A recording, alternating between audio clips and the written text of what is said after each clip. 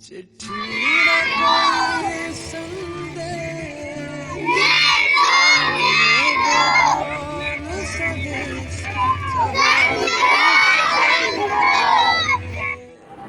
एक माँ 9 महीने तक कोख में एक बच्चे को रखती है और जो भी कुछ परेशानियां होती है वो किसी को बताती तक नहीं है। लेकिन वही जो 9 महीने का बच्चा होता है, जब इस धरती पर जन्म ले लेता है, तो अगर किसी के चेहरे पे सबसे ज़्यादा खुशी देखने को मिलता है तो वो होती है माँ। और माँ भी चाहती है, हर एक माँ चाहती है कि उसकी बच्चे बड़े होकर कुछ नाम करें। कभी भी माँ के सामने उसका बच्चा बड़ा नहीं होता, बच्चा एक बच्चा ही होता है। जी हाँ दोस्तों, जो कुछ मैं इस वीडियो में आप तक पहुंचाने जा रहा हूं वो जरा गौर से सुनिएगा। जो कुछ मैं आपको इस वीडियो में दिखाने जा रहा हूं जरा गौर से देखिएगा।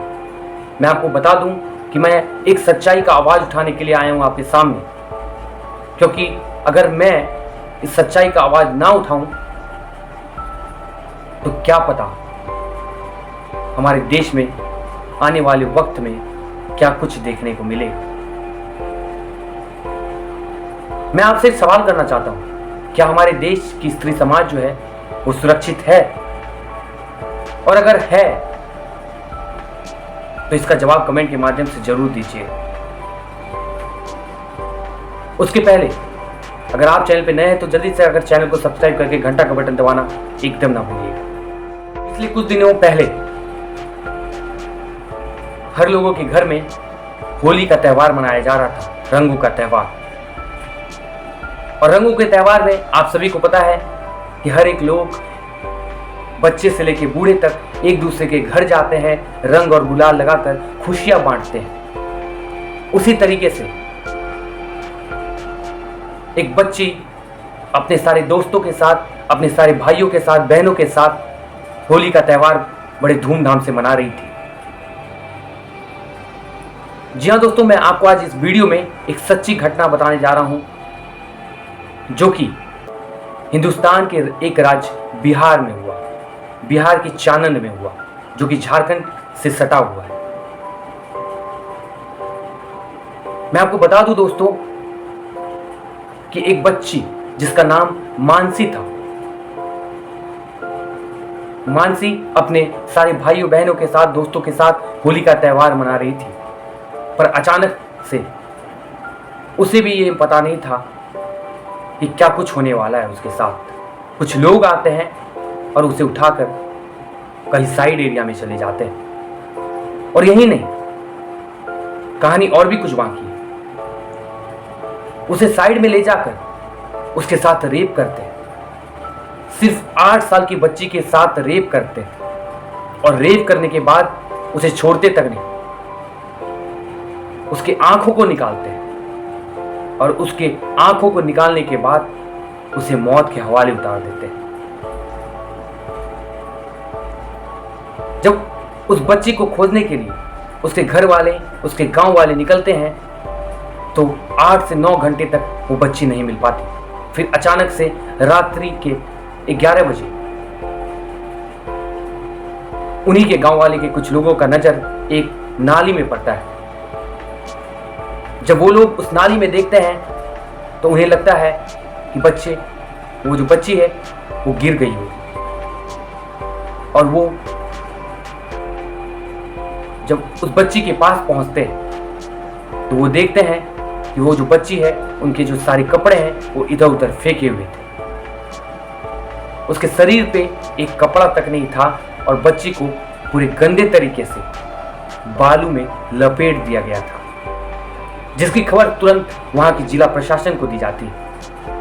और कुछ मिनटों के बाद नजदीकी जिला प्रशासन पुलिस स्टेशन से वहां पे पूरे दल बल के साथ पुलिस बल पहुंचती और उस बच्ची को तुरंत उठाकर जब चेकअप करवाया जाता है तो बताया जाता है कि उस बच्ची का मौत हो गया और उसे तुरंत पोस्टमार्टम के लिए भेज दिया जाता है। जब कुछ घंटों के बाद पोस्टमार्टम रिपोर्ट आता है तो सारे के आंखों में आंसू दिखने लगते हैं और सभी लोग उस पोस्टमार्टम रिपोर्ट के बारे में सुनकर हैरत अंगेज हो जाते हैं।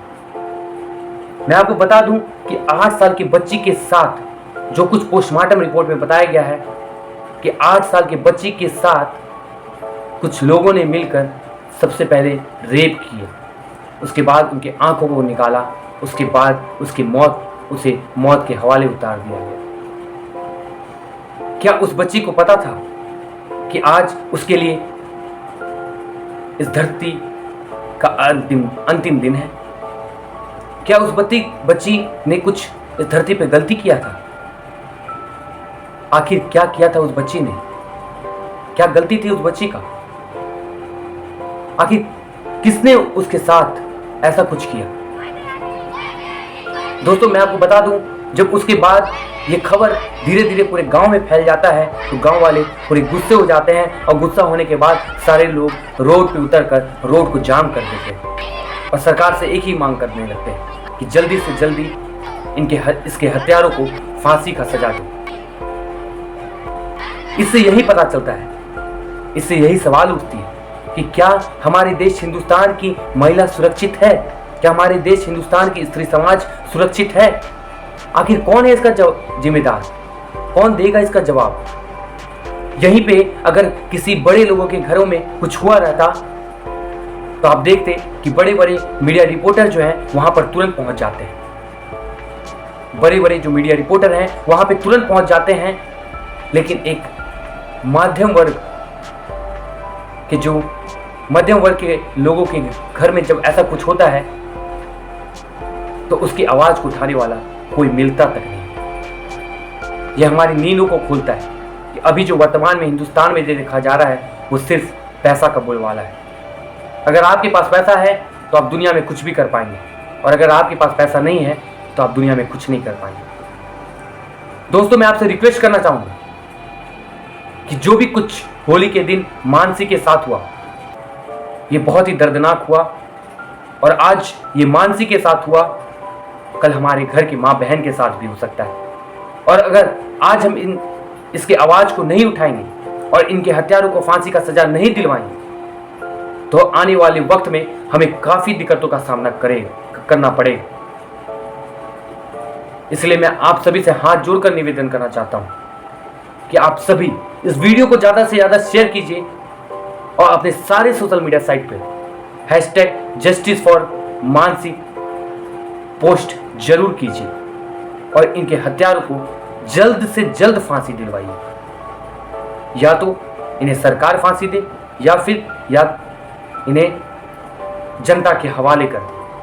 फिर जनता बताएगी कि जिस तरीके से तरपा के वो 8 साल की बच्ची को मौत के हवाले वो दरिंदों ने उतारा है, अब उनकी क्या हालत होगी वो जनता दिखाएगी। आखिरकार वो जो दरिंदे हैं वो इस धरती पर जिंदा कैसे? आखिरकार सवाल ये उठती है कि उस दरिंदों को उस बच्चे में क्या दिखा जो उन्होंने उसे मौत के हवाले उतार दिया। काफी सारे सवाल उठते हैं लेकिन जवाब कुछ नहीं मिलता। ये इंसानियत को शर्मिंदा करता है और कब तक करेगा ये पता नहीं। इसीलिए हमें और आपको जागरूक होना बहुत ही जरूरी है। दोस्तों, जागरूक हो जाइए और हमारी इस आवाज को ज्यादा से ज्यादा शेयर कीजिए।